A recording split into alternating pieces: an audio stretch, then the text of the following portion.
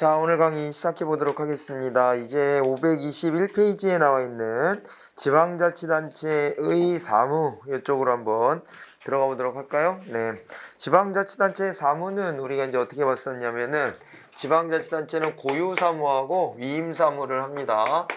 지자체의 이제 사무인데 사무는 고유사무하고 고유사무는 달리 말하면 이게 이제 자치사무죠. 자치사무를 담당하고 그 다음에 또 하나가 이제 위임사무가 있어요. 위임사무가 있다. 근데 이 위임사무 같은 경우에는 여기 이제 어떻게 되냐면은 여기서 이제 단체 위임사무하고 단체 위임사무와 그 다음에 여기에 기관 위임사무가 있다. 이렇게 이제 봤죠. 기관 위임사무가 있다. 이렇게 이제 나눠서 봤습니다. 단체 위임사무와 기관 위임사무. 여기서 말하는 이제 단체는 뭐였나요? 단체다 그랬을 때는 저거는 지방자치단체를 그대로 의미하는 것이었죠. 그죠? 네, 여기서 이제 단체는 지자체, 지방자치단체 말 그대로 지방자치의 단체 아닙니까? 단체. 요거를 의미하는 것이고 이 지방자치단체 안에는 뭐가 있냐면 지방의회도 있고 그 다음에 또 지방자치단체 장, 지자체 장도 포함되기 때문에 여기서 이제 지방자치단체 위임했다는 얘기는 지방의회 관여가 당연히 있다는 얘기입니다. 지방자치단체 관여가 있다는 얘기고 그 다음에 이제 여기 기관이다 그랬을 때 좀 이제 차원이 달라요. 기관이다 그랬을 때는 여기서 말하는 기관은 바로 지자체 장을 의미하는 거예요. 지방자치단체 장을 의미하는 것이다. 이렇게 되기 때문에 여기는 이제 지방의회는 빠졌다는 얘기가 되는 거죠. 그죠? 지방의회는 빠졌다. 이런 얘기로 받아들이시면 됩니다. 자, 그래가지고 이렇게 고유사무와 위임사무로 구분되는 것을 떠올려 보시면 되겠고요. 요게 이제 조금 더 나가보면 요게 이제 사무의 이제 성격을 놓고 봤을 때 사무의 성격이 이 고유사무는 오로지 이건 지방의 사무다. 이렇게 봐야 되고 오로지 지방의 사무가 되고 단체 위임 사무다 그랬을 때에는 단체 위임 사무는 요거는 이제 국가 사무의 성격도 가지고 있으면서 동시에 지방 사무의 성격도 가지고 있다 이렇게 보셔야 돼요. 국가 사무의 성격과 지방 사무의 성격이 동시에 나타난다라고 봐주시면 되겠고요. 그 다음에 기관 위임 사무다 그랬을 때는 이것은 또 오로지 요거는 또 이거는 국가 사무죠. 국가 사무에 해당되는 것을 지자체 장이 일선기관으로서 이행해주는 그런 성질을 갖는 것입니다. 자, 그래서 이렇게 되고 그리고 또 그러다 보니까 지방의회가 관여할 수 있느냐 지방의회에 관여가 있는 것이냐라고 봤을 때 이건 당연히 뭐 지방의 사무니까 지방의회가 관여를 해야 되는 일이고 그 다음에 이제 여기 단체 위임 사무도 여기 아까 단체가 지방자치단체를 의미하는 거라 그랬고요. 요 안에서 보면은 이제 지방의회도 단체의 일환으로서 활동을 하는 것 아니겠습니까? 그렇기 때문에 요것도 이제 지방의회 관여가 있는 겁니다. 자, 그리고 이제 기관위임 사무다 그랬을 때는 요거는 지방의회가 관여할 일이 없어요. 국가사무를 그러니까 법령에 근거해서 지자체 장이 이행해 주기만 하는 것이기 때문에 요거는 이제 지방의회 관여가 없다. 이렇게 이제 보셔야 됩니다. 여기 없고 그 다음에 이제 이렇게 성격 지방의회 관여 그리고 또 하나가 이제 바로 이제 재정입니다. 재정은 어떻게 충당하는가 이게 이제 되는데 재정은 이제 고유사무 같은 경우에는 당연히 이제 지방의 재정으로 이걸 충당을 해야 되는 것이 맞고요.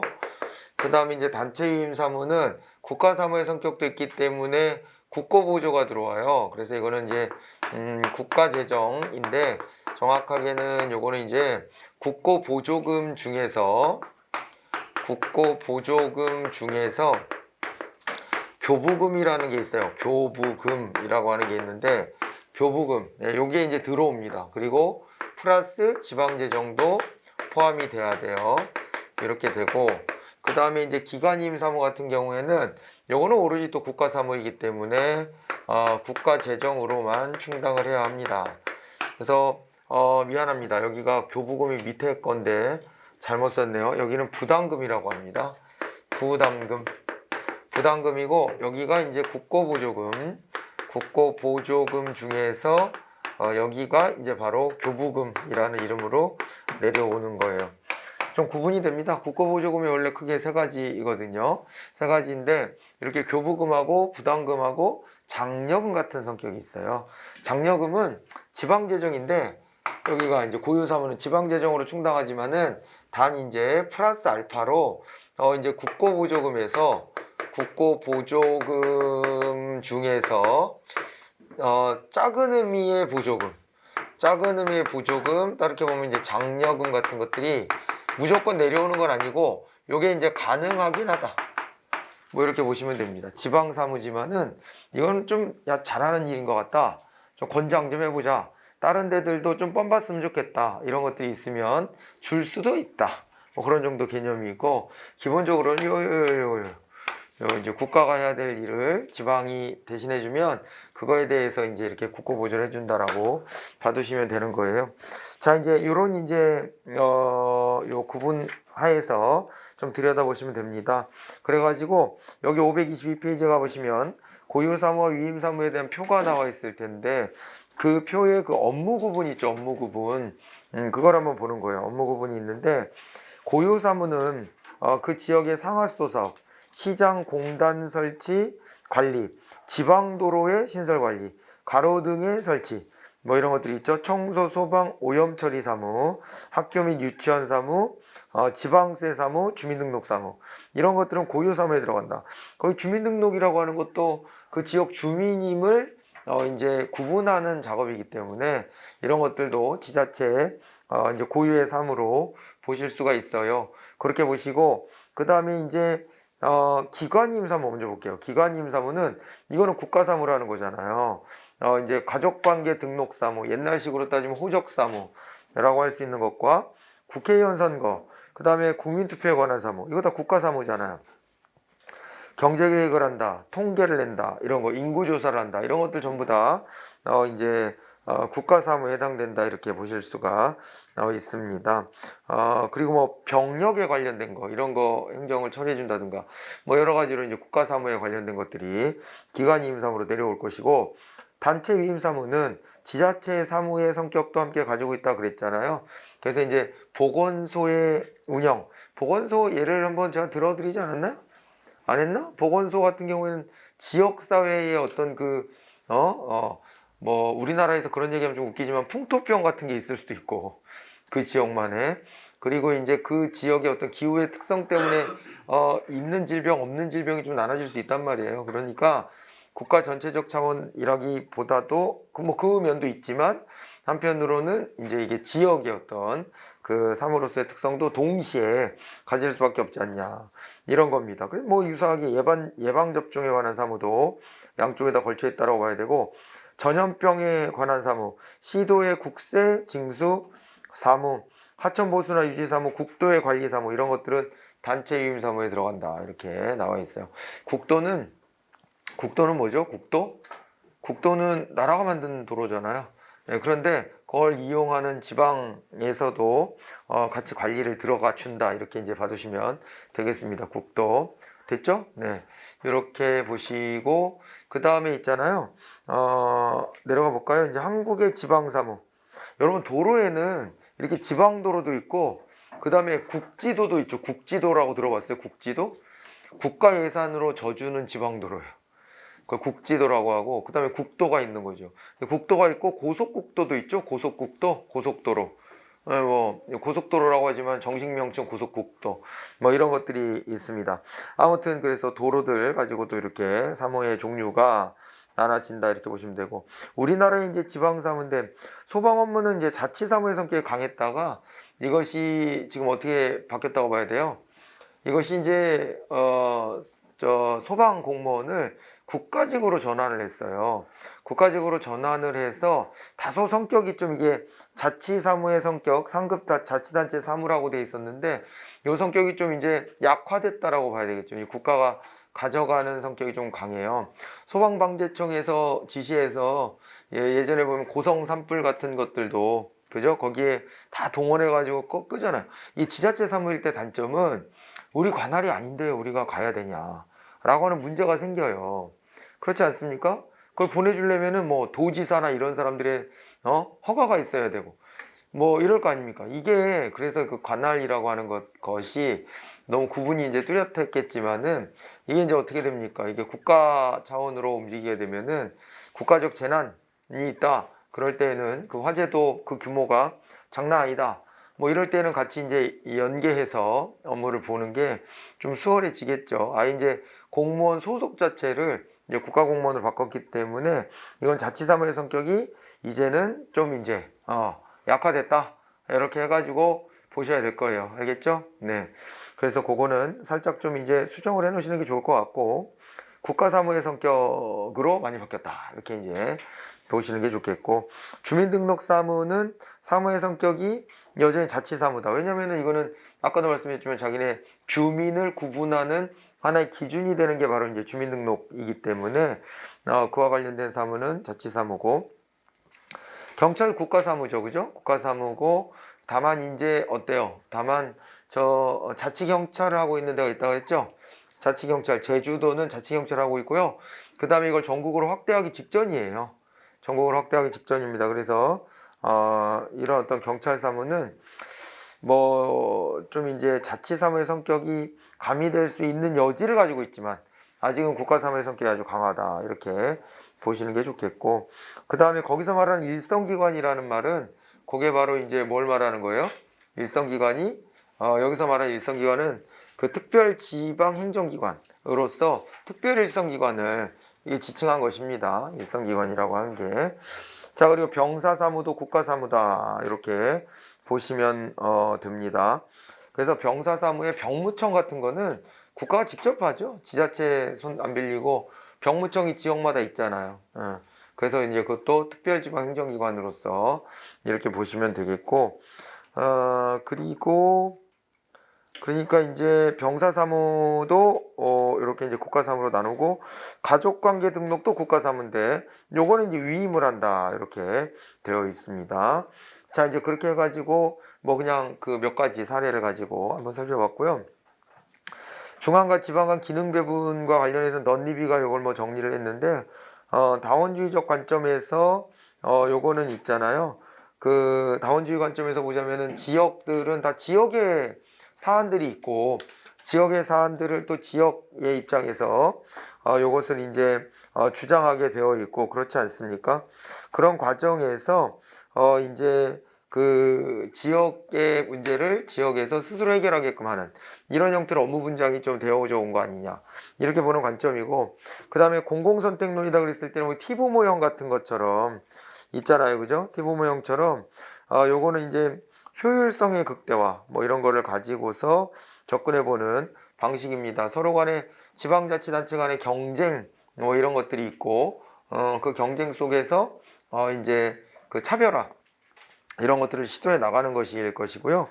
중앙하고의 어떤 그 기능 관계 이렇게 했을 때 여기서는 어떻게 되겠어요? 여기 보면 지방정부가 재분배 정책, 배당 정책, 개발 정책 이런 것들을 이제 하게 되는데, 효율성을 위해서 사회보장제도 같은 재분배 정책은 중앙정부 쪽에서 하는 게 좀 맞고, 교통통신, 관광 등의 개발 정책은 지방정부가 하되 규모가 크면 중앙정부가 한다.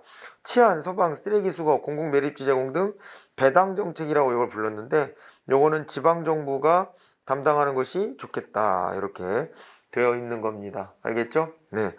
그렇게 이제 되어 있고, 엘리트주의 같은 것들도 여기에 또 나와 있습니다. 그래서 엘리트주의는 이거는 이제 어떻게 되냐면은 말이에요.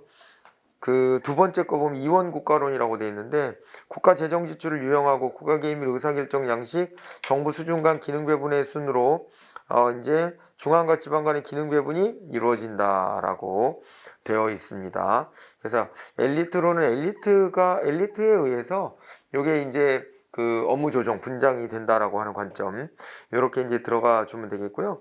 계급 정치론 이렇게 되어 있는데 결국에는 이게 그 기득권을 놓고서의 다툼, 이 속에서 중앙정부의 권한과 지방정부의 권한이 나눠지게 되겠다. 뭐 이렇게 이제 보는 견해입니다. 뭐 그래서 크게 중요하지는 않고요. 예, 이런 이론이 있는 것 정도로 확인하고 지나가시면 좋겠고, 그 다음에 지방자치단체 종류와 계층 구조라고 해가지고 이제 나와 있는 거를 보도록 하겠습니다. 지방자치 종류, 이거는 지난주 마지막 시간에 우리가 이제 우리나라의 지방자치단체가 어떻게 구분되어 있는지 이런 것들 지방선거와 곁들여서 우리가 확인을 좀 해봤었죠? 네, 해봤었을 텐데 우리나라가 하고 있는 게 기본적으로는 중충제다 이 말이에요. 중충제여가지고 그래서 어떻게 됩니까? 중충제이기 때문에 광역자치단체가 있고 기초자치단체가 있고 이렇게 이제 구분이 되지요. 네, 그렇게 이제 중충제로 되어 있습니다만은 단층제를 하고 있는 데가 있었습니다. 단층제를 하고 있는 데가 세종특별자치시와 제주특별자치도라고 하는 데가 단층제를 하고 있는데 세종특별자치시와 제주특별자치도 같은 경우에는 단층제이면서도 광역자치를 하고 있는 단위다 이렇게 이제 보시면 됩니다. 근데 이제 원래 단층제 그랬을 때에는 광역 단위에서의 단층제라기보다는 요것이 이제 그 기초자치단체 정도의 단층제를 하는 경우가 원래 노말한 경우예요. 그러니까 이게 중앙정부가 있으면 기초자치단체 같은 자치단체들이 쭈루룩 있는 게 단층제고 중층제다 그랬을 땐 그 사이에다 광역자치단체를 찔러 넣는 방식이거든요. 원래가 그렇게 되는데 우리나라의 단층제를 하고 있는 제주특별자치도와 세종특별자치시는 이것은 광역자치단체 차원으로의 단층제를 한다는 게 좀 특징적입니다. 자, 이제 그렇게 되고요. 단층제, 중층제 이렇게 나눠지고 장단점들이 이제 거기 정리가 돼 있어요. 표에 정리가 돼 있을 텐데 단층제 그랬을 때는 좋은 점이 뭐겠어요?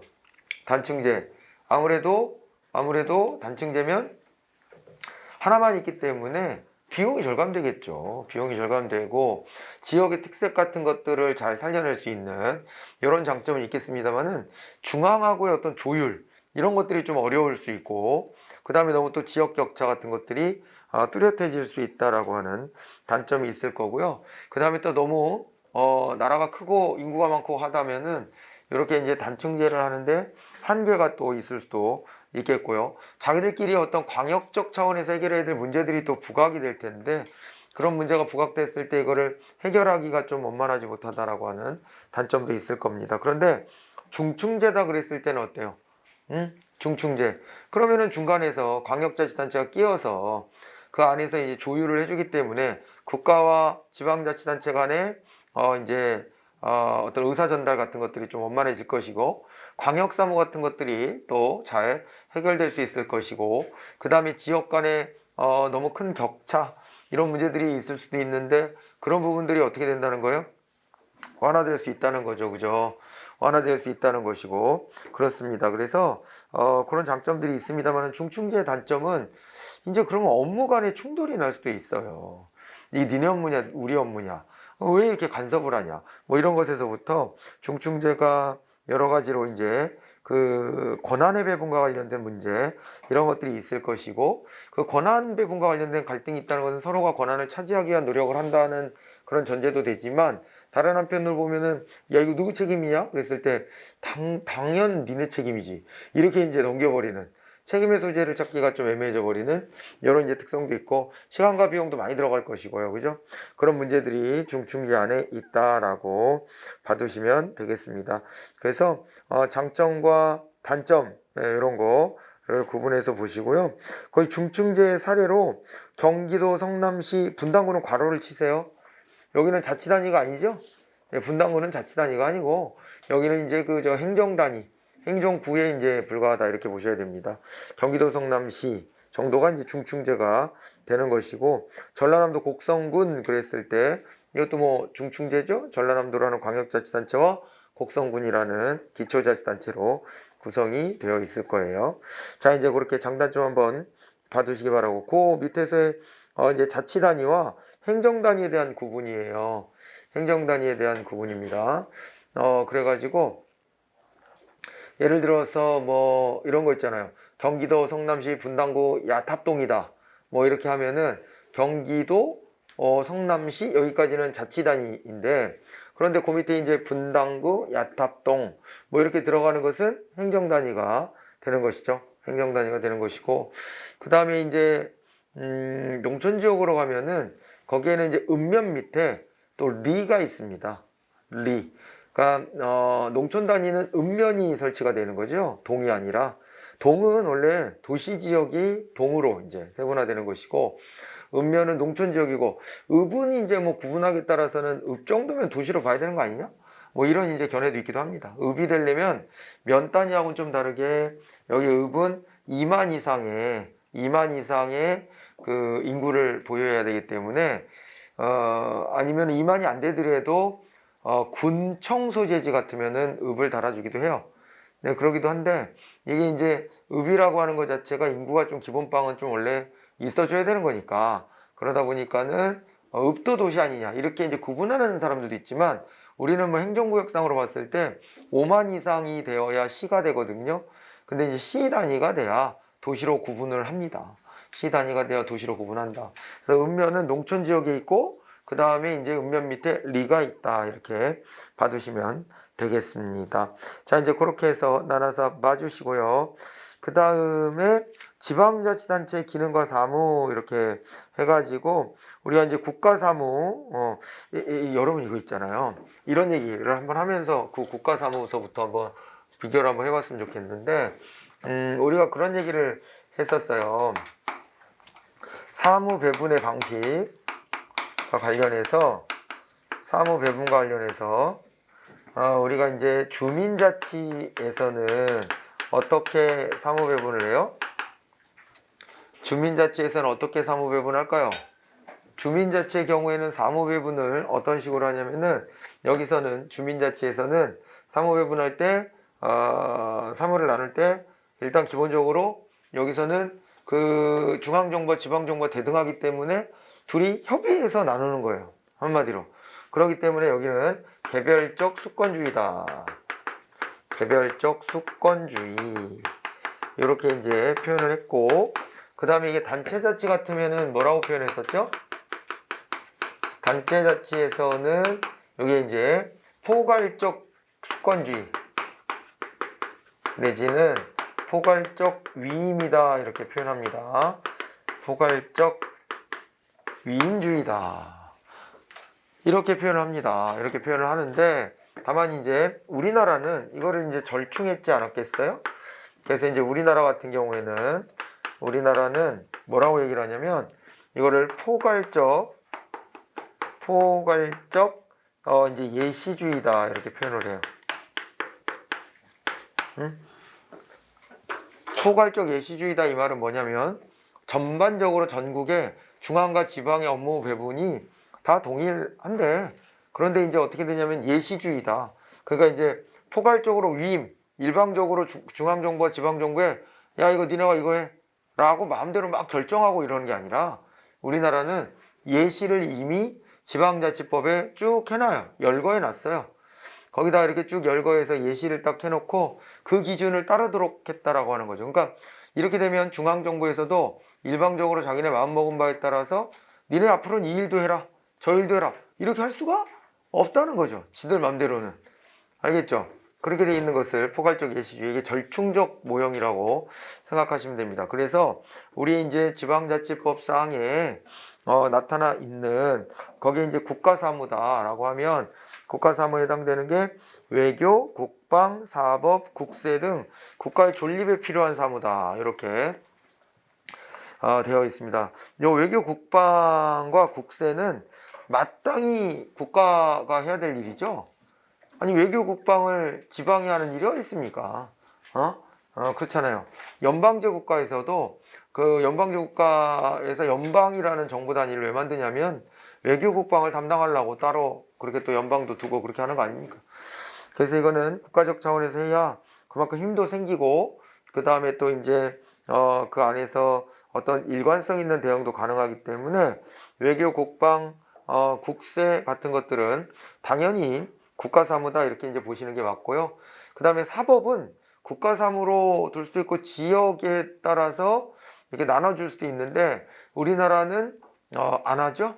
우리나라는 국가사무로 되어 있는 겁니다.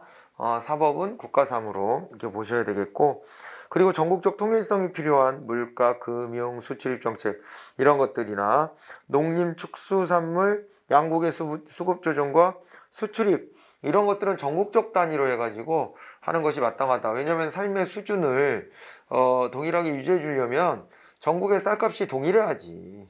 그잖아요. 전국의 쌀값이 동일해. 지역마다 쌀값의 편차가 있다. 뭐 이렇게 해서는 안 되는 거죠. 그죠? 식료품 같은 것들의 가격 편차 이런 것들을 용인하지 않으려고 하는 것 이런 게 있고요. 그 다음에 수출입 같은 것도 그렇잖아요. 지역마다 수출입의 정책이 다 다르다. 이렇게 하지 않고 이걸 다 맞춰주려고 하고 있다. 우리나라 같은 경우에. 그리고 또 국가종합경제계획이나 국가청 국유림 국토종합개발계획, 지정항만, 고속국도, 일반국도, 국립공원 같은 이런 이제 원래 국가가 관장해야 될 일들로 우리나라는 얘네들을 집어넣어 놓고 있는 거예요. 그렇게 하고 그 다음에 근로기준이나 측량 단위 등 전국적으로 기준을 통일하고 조정을 해야 될 사무들도 있고요. 우편, 철도 등 전국적 규모 또는 이와 비슷한 규모의 사무 이런 것들 나와 있습니다. 또 고도의 기술력이 요하거나 지방의 재정 능력으로는 도저히 뭐 이거 접근해 볼 수 없는 만한 그런 뭐 연구 개발 사업 이런 것들이 있을 때 그럴 때 어떻게 한다는 거예요? 그럴 때도 국가가 이걸 감당해 줘야 한다. 이렇게 되어 있습니다. 그리고 광역자치단체 사무는요. 이거는 말 그대로 광역사무를 하는 거예요. 광역사무. 그래서 그 시군 자치구가 혼자 독자적으로 할 수 없는 것들 이런 것들이 있고 2개 이상의 시군 자치구에 걸쳐 있는 광역사무들 이런 것들이 있잖아요. 그런 것들을 광역자치단체가 한다 라고 봐두시면 돼요. 그렇게 하는 것이고 그 외 나머지는 시군 자치구가 한다. 그러니까 자치 단위에서 해야 될 일들 국가사무가 아닌 나머지는 시군자치구가 먼저 하고 그리고 이제 광역자치단체는 그거를 이제 뒤에서 받쳐주는 정도 역할을 한다. 다만 좀 이제 특별시나 광역시 같은 경우에는 하나의 도시로 형성되어 있기 때문에 광역자치단체가 그렇기 때문에 거기는 조금 이제 성격이 좀 다르지만 적어도 도하고 그 밑에 있는 시군이다라고 했을 때는 그때는 어떻게 된다? 그때는 시군이 먼저 일을 처리하게 되어 있는 게 뚜렷합니다. 자치구도 물론 포함해서 거기서 얘기하고 있죠. 그러긴 한데 다소간 권한이 달라요. 이건 우리 지방자치법에 명시되어 있는 부분이에요.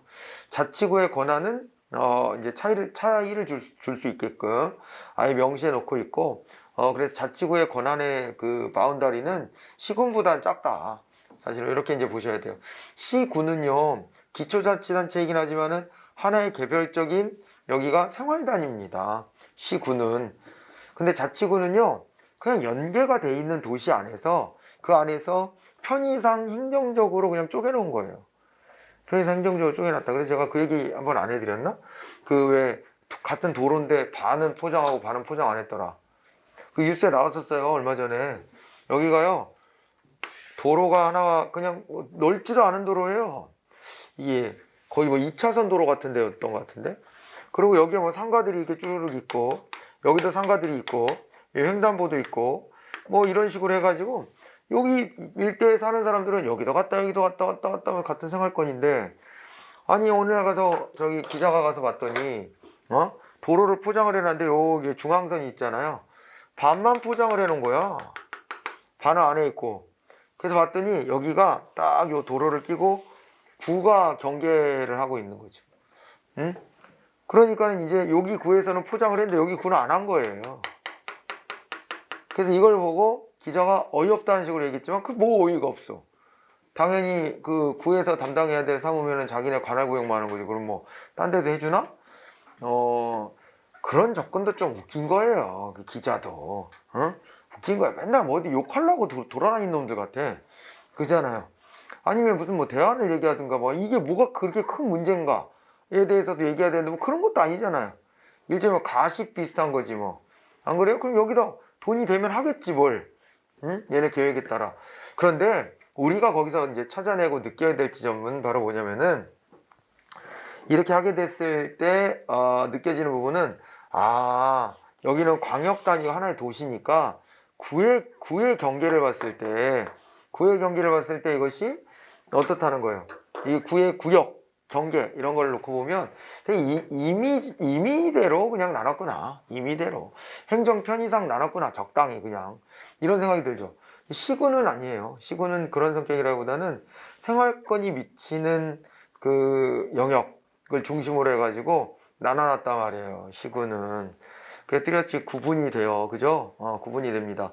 예를 들어 전라북도 전주시다.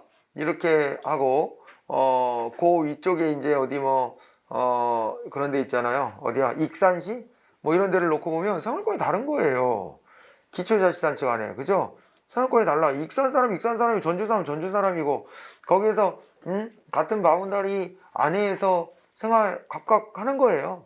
그런데 이제 광역시나, 서울특별시 같은 데 와서 보면은 조금 이제 성격이 다르다. 뭐 그렇긴 합니다만은 그래도 우리가 묶어서 시군자치구는 광역자치단체가 하지 않는 광역자치단체 열거대에 놓은 업무 외에 나머지는 시군자치구가 다 한다. 이렇게 보시면 됩니다. 그래서 중요한 게 나왔죠. 그 밑에. 불경합의 원칙이라고 하는 게 있어요. 불경합의 원칙. 그거는 뭐냐면 광역자치단체와 기초자치단체 간에 업무의 충돌이 있으면 된다, 안 된다? 안 된다는 겁니다. 예, 우리가 지금 하고 있는 건 기본적으로 이제 중충제인데, 우리나라의 이제 지방자치단체의 단입니다. 지방자치의 단위를 봤을 때 중층제를 기본으로 해가지고 플러스 일부 단층제를 한다 이 얘기를 하고 있는 거 아니에요 지금? 이렇게 하고 있는데 이 중층제를 할 때 여기서요 불경합의 원칙이 있다. 불경합의 원칙이 있는데요. 광역자치단체 사무와 기초자치단체 사무가 충돌하지 않도록 노력하여야 한다. 이런 부분입니다. 둘이 충돌하지 않도록 하여야 한다.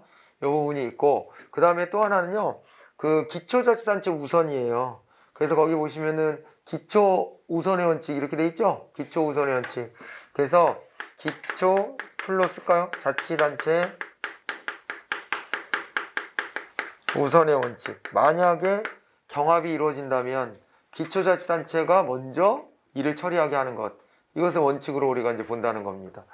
그런데 이걸 따르게 말하면 뭐라고 그러냐면 이제 보충성 원칙이다. 이렇게도 얘기를 해요. 즉, 무슨 얘기냐? 기초자치단체가 우선하여 이런 업무를 처리하게 하되, 어떤 거예요? 기초자치단체가 할 수 없는 성질의 것을 광역자치단체가 보충해줘라. 뭐 그런 차원의 얘기입니다, 이게. 그래서 보충성 원칙이라는 말을 아주 중요하게 알아두시기 바랍니다. 보충성 원칙이다. 그렇게 알아두시고요.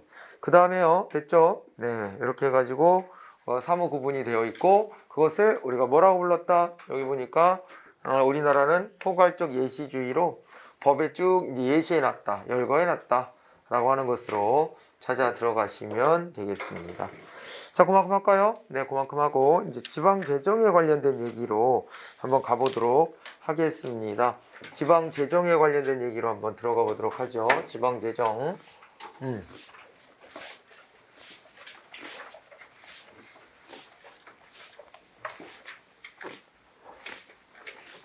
자, 지방재정은 지자체가 이제 돈을 거두고 스스로 돈을 거두고 그거를 바탕으로 해서 뭐 하는 거예요? 그걸 바탕으로 해서 자기네가 필요한 데다 돈을 쓰고 하는 것을 우리가 이제 지방재정이다라고 이야기하는 것이죠. 중앙에 재정이 있었던 것처럼 지방에도 이제 재정이 있는 것이죠.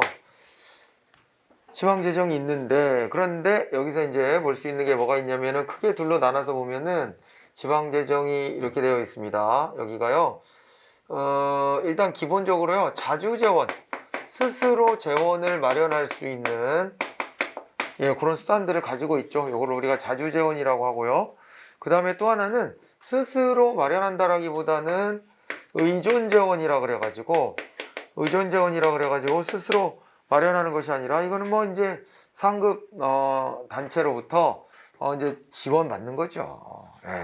그렇게 하는 것을 우리가 의존재원이다 라고 이야기를 합니다. 그런데 이 자주재원 같은 경우에 이제 크게 보면 두 가지가 나눠지는데, 하나가 뭐가 있냐면 자주재원에는요 지방세를 걷는 게 있죠. 여기도 세금 걷는 거 빼놓을 수가 없죠.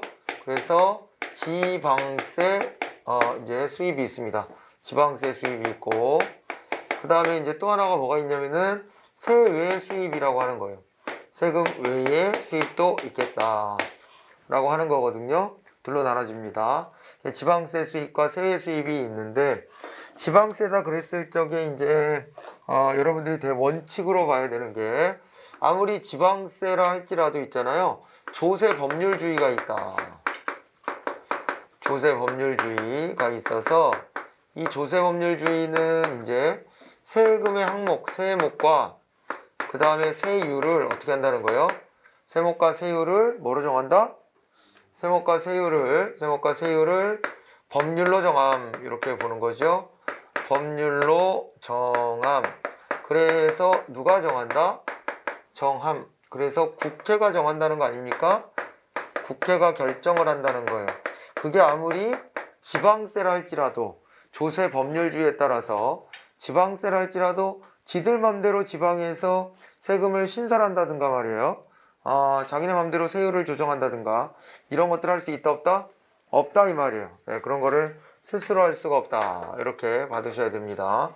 자, 그래가지고 이제 지방세도 함부로 자기네가 정하는 것은 아니더라. 이렇게 받으시면 되겠고, 그 다음에 또 이 지방세 수익과 관련해가지고, 지방세 수익과 관련해서, 우리가 이제 그 세금의 종류들을 좀 나눠볼 필요가 좀 있습니다. 네, 지방세를 좀 구분해 보는 거죠. 그죠?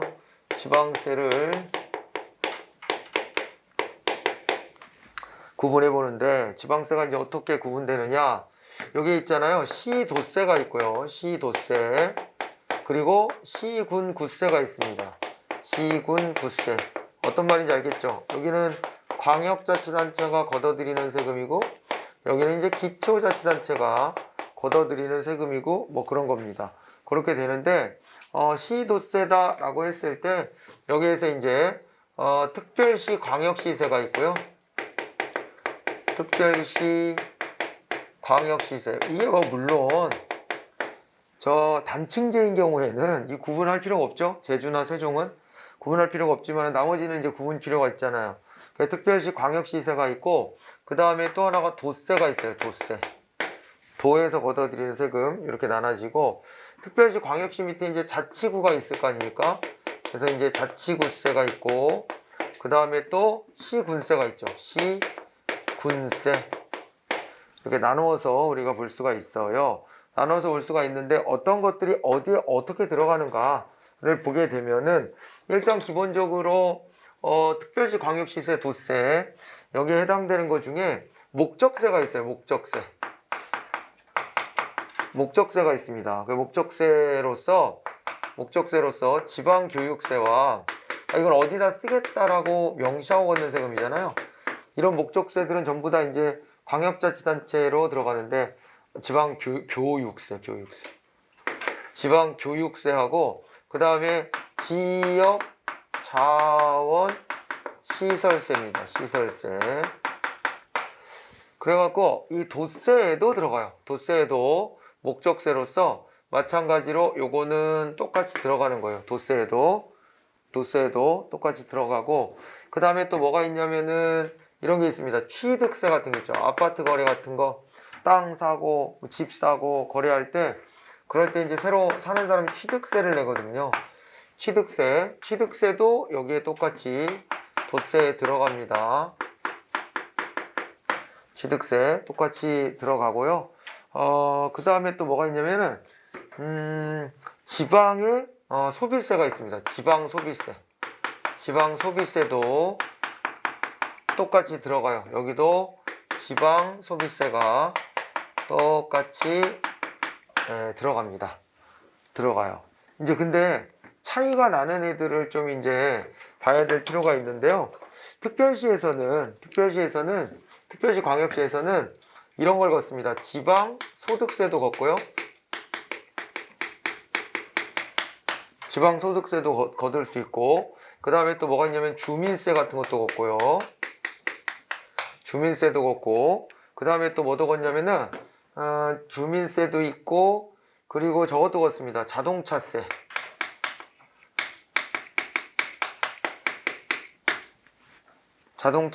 이런 걸 걷어요. 자동차세. 됐나요? 자동차세. 그 다음에 담배 소비세.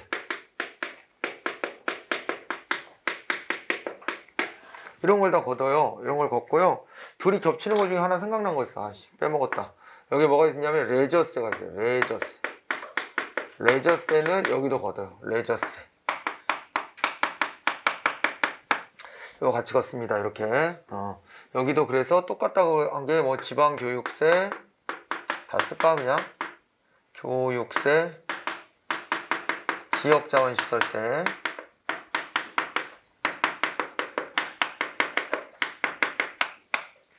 이렇게 걷는 겁니다. 있잖아요.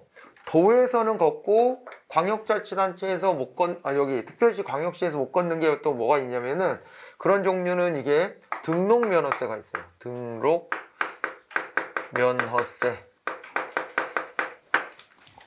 이런 게 있거든요. 자, 그럼 이제 크로스가 되는 겁니다. 이 자치구하고 시군세, 여기에 이제 들어가는 것으로 둘의 이제 공통적인 세금을 딱 찾아봐라 그런다면은 여기는 이제 재산세. 여기도 재산세를 걷고 여기도 재산세를 걷어요. 근데 여기는 등록면허세를 걷습니다. 등록면허세.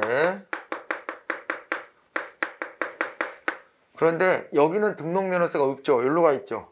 광역자치단체로. 그죠? 그렇게 가 있고, 그 다음에 시군세로는요, 이런 게 이제 들어오는 거예요. 여기서 썼던 거 있잖아요. 지방소득세를 걷고요. 주민세도 걷고요. 자동차세도 걷고요. 그 다음에 담배 소비세도 걷는 거예요.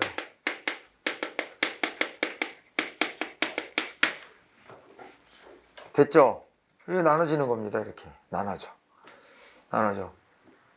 복잡하죠? 좀 복잡해 보이죠? 복잡해 보이는데 저렇게 가지고 공부해야 되냐? 외워야 되냐? 네, 그렇습니다.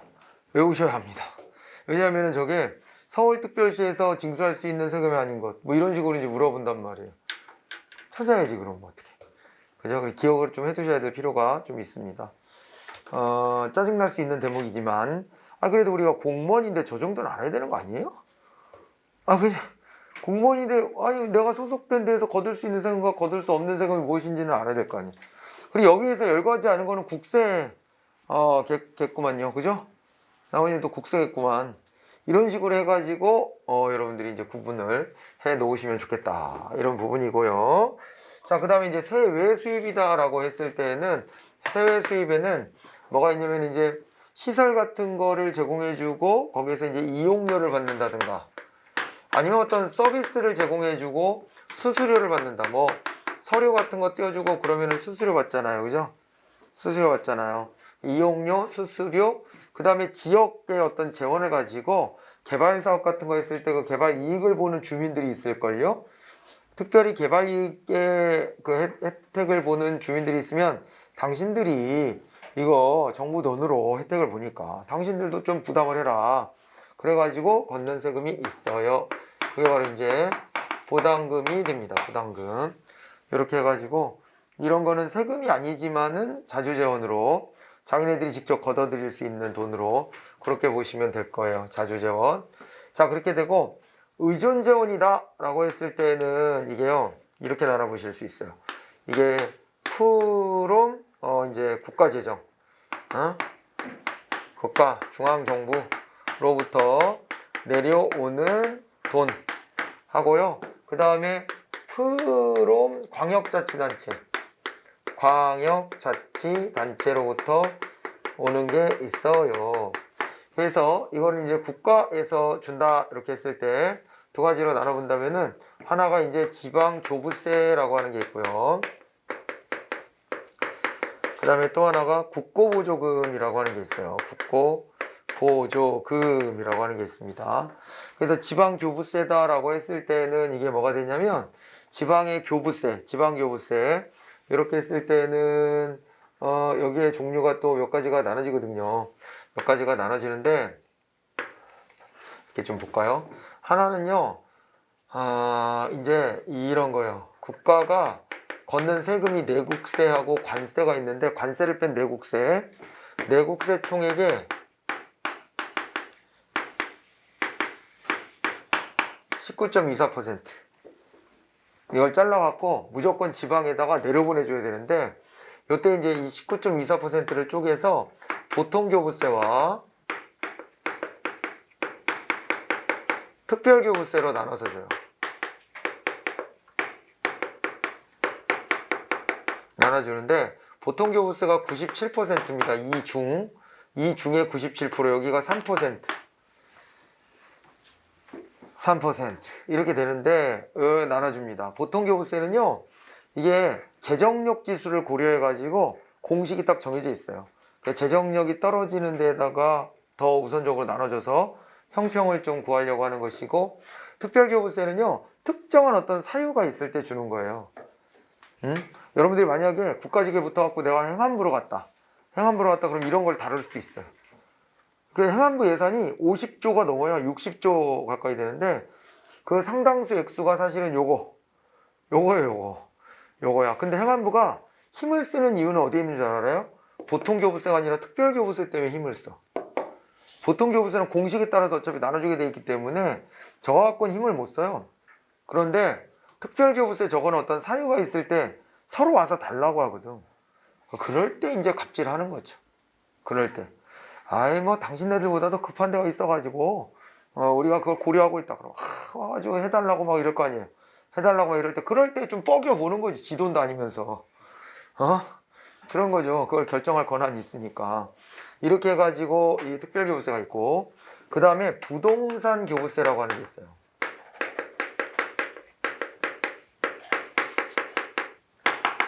이건 어떻게 되느냐, 재원을 놓고 보면은 종합부동산세 전액이에요.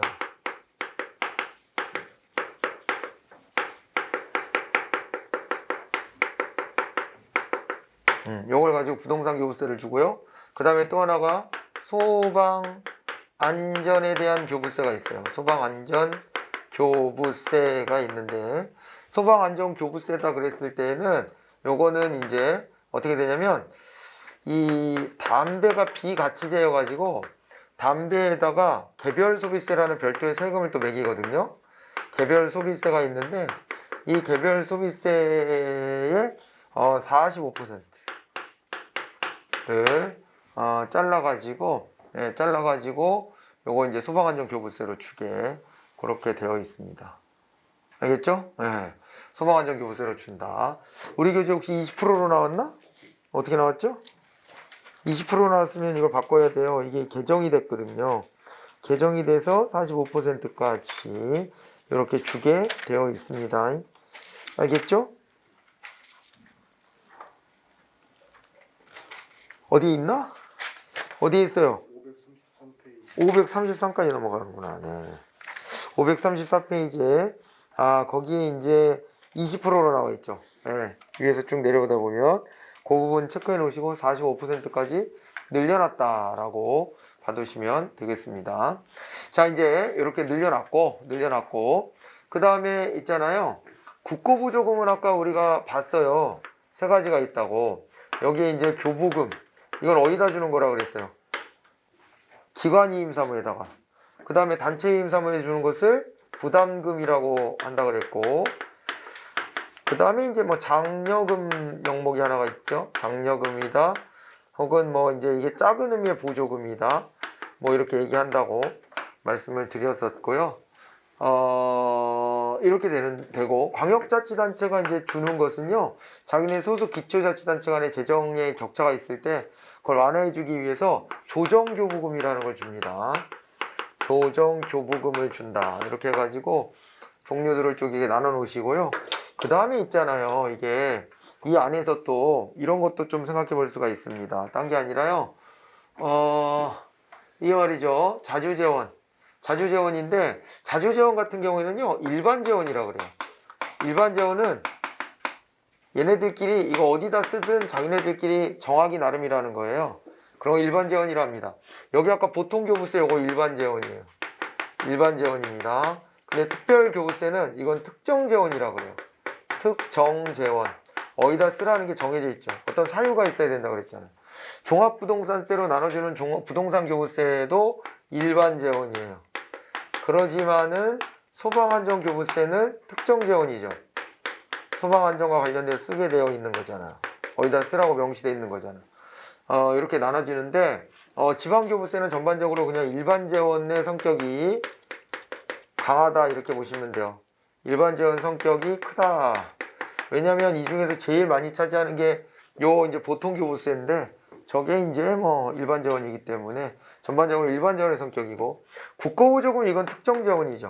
여기다 쓰라고 하는 게 다 정해져 있는 거죠. 특정 재원. 이렇게 해서 받으시면 되고 조정교부입니다. 그랬을 때도 이것도 이제 일반 재원의 성격이 강하다 이렇게 볼 수가 있습니다. 일반 재원인지 특정 재원인지까지도 나눠서 보세요. 어디다 쓰라고 명시되어 있는 것인지 아니면 이거 갖다가 자기네가 필요한 데다 쓰라고 그냥 허용되어 있는 것인지 이거를 구분해 볼 수가 있어요. 이런 걸 바탕으로 해가지고 우리가 이제 뭘 따지냐면 바로 이제 요거를 가지고 여기 있죠. 529페이지에 그 아래쪽에 보시면은 그러면은 뭐라고 되어 있어요. 여기 보시면은 재정력 지수라는 말이 있죠. 기준 재정 수입액과 기준 재정 수요액을 놓고 보는 거예요. 그래서 기준 재정 수요액 분의 기준 재정 수입액 이렇게 이제 계산해서 요게 이제 1보다 크면은 재정력이 좋다라고 보는 거죠. 수요액보다 수입액이 큰 경우입니다. 그러고 1보다 작으면은 이제 재정력이 낮은 거고 이게 이제 아까 보통교부세 줄 때 기준이 된다 그랬고요. 재정 자주도가 있고 그 다음에 재정 자립도가 있어요. 근데 재정 자주도는 전체 얘네들 재원 전체를 100으로 놓고 봤을 때 그 중에서 재정 자주도는 일반 재원의 비중이에요. 일반 재원의 비중. 그리고 거기다 하나 좀 추가해 쓰세요. 재정 자립도가 있거든요. 재정 자립도는 뭐냐면은 그거는 전체 얘네들의 재정의 규모에서 재정 규모에서 뭐의 비중이냐면 자주재원의 비중이에요. 여러분 헷갈리면 안 돼요. 전체에서 자주재원의 비중은 재정 자립도와 관련이 있고요. 재정 자주도라고 오히려 이름 붙어 있는 애는 일반 재원의 비중이에요. 일반 재원의 비중. 그렇게 따지는 겁니다. 그거까지 좀 이제 살펴보시면 될 것 같습니다. 이렇게 해서 이 구분을 좀 해두시면 되겠고, 그죠? 그리고 나머지 뭐 예산 짤 때 527페이지 아래쪽에 있는 뭐 그런 내용들 같은 거는, 그런 거는 또 잠시 쉬었다 할까요? 잠시 쉬었다가 이어서 또 말씀을 좀 드리면서 교재 보면서 다시 한번 복습도 하고, 이제 지방채 뭐 등등 조금 추가해야 될 얘기들 하고, 기관과 권한으로 넘어가 보도록 할게요. 수고들 하셨어요.